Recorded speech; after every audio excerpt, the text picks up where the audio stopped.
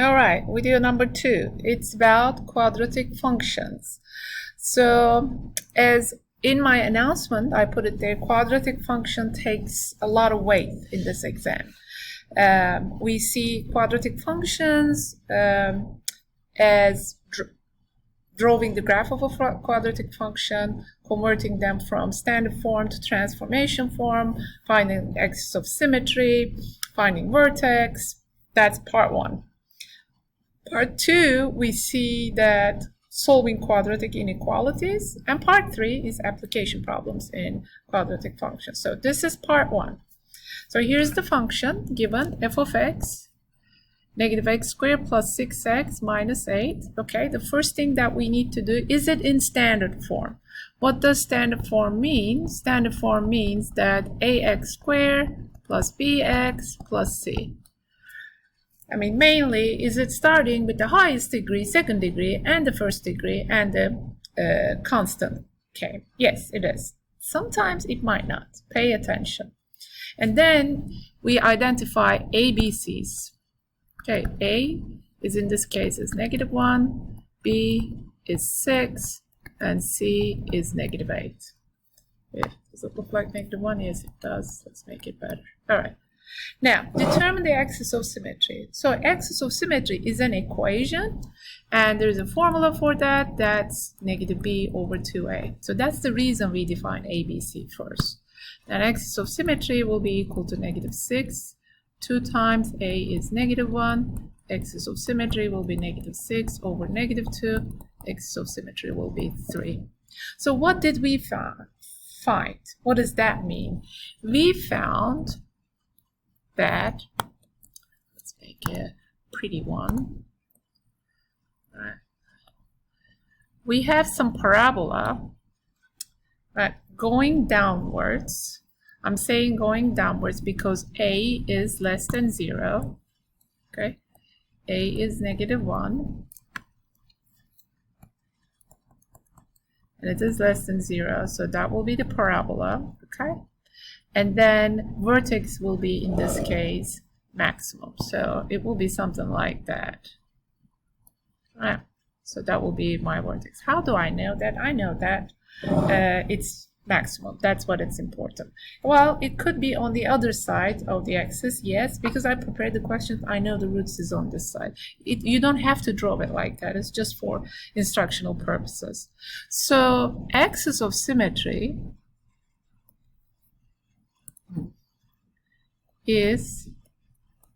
cuts the parabola in half. That's an equation of a line that is equal to 3, and axis of symmetry passes through vertex. Okay, so by finding the axis of symmetry, we're also finding h value, which is 3, because vertex is hk. Right? And then by finding h, it is going to help us to find k, because f of 3 will be equal to k. So that is the trick with the quadratic formula. Look at your quadratic function. Is it in standard form? Do you have the highest term and the linear term and the constant? Identify your ABCs. Find the axis of symmetry. X equals 3. By finding the axis of symmetry, we're finding the equation of a line that cuts the parabola into 2 equal parts.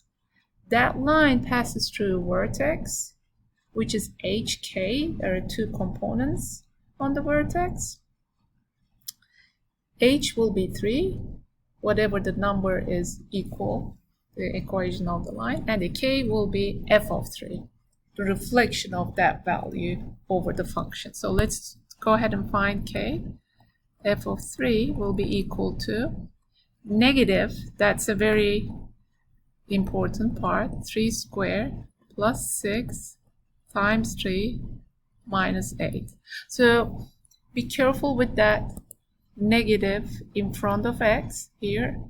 3 squared is 9, but we do have a negative in front of it. So no matter I have an input negative or positive, I'm going to end up with negative here because I do have negative x squared. Right, don't make that mistake. Continuous with blue. So plus 18 minus 8, then f of 3 we will end up with 10 minus 9, 1. Okay, so what does that mean? That's our vertex. Our vertex will be 3 and 1. Okay, so that's our maximum value. Vertex will be maximum because a is less than 0. It will be maximum because a is equal to -1. That's less than 0. Parabola arms downward. That's here. And that point, vertex will be equal to 3, 1. All right. This part, it shouldn't be part A again. That should be part C. But, let's write it down. Sorry for the confusion. Where did it go? That's here. So at that part, we're asking for C. All right, write it in transformation form. Transformation form is A is the same A, x minus h, quantity squared plus k. So then f of x will be equal to, our a was -1, x minus h, x minus 3, because it was positive 3. If it was -3, it will be minus 3, positive 3. Be careful with that. Not in this case. Complete square plus 1. So here's the transformation form. And actually in the transformation form, hence we see this. We have some f of x is equal to x squared function, right? That's the parent function. We have, take the reflection of it over the x-axis because we have -x. We moved up 1 and we slide it over 3, right? So try to make that connection with the transformation. You don't have to for this test, but where is it coming from? You can maybe connect those things. That's the transformation form. X-intercepts. X-intercepts means roots, right? Not necessarily. The function might have imaginary roots, but no x-intercepts. Let's not get into that detail. Let me get rid of this. I don't know why do I have that. So determine the x-intercept, which means that f of x will be equal to 0 when, so let's take that function, -x squared plus 6x minus 8. So equal to 0. So you have two options here. You can use the quadratic formula or you can try to factor it. I'm going to use the quadratic formula because we learn it in this module. That's what I'm trying to do here. Okay. So quadratic formula is -b, which is -6, plus or minus b squared, which is 36, minus 4 times a, -1, times -8. So my suggestion with this quadratic formula, try to write it the way I have written that down here. B squared minus 4, a is in parentheses, times c is in parentheses, because we might have -a and c values all over 2a, 2 times -1. So my two roots, x sub 1, 2, will be -6 plus or minus, let's see what we're going to have here. So -8 times -1 is positive 8. Okay, 8 times -4 is -32. 36 minus 32 divided by -2. Again, you can use the factoring if it is factorable. It doesn't matter as long as you got the right number. So that will be square root of 4 divided by -2.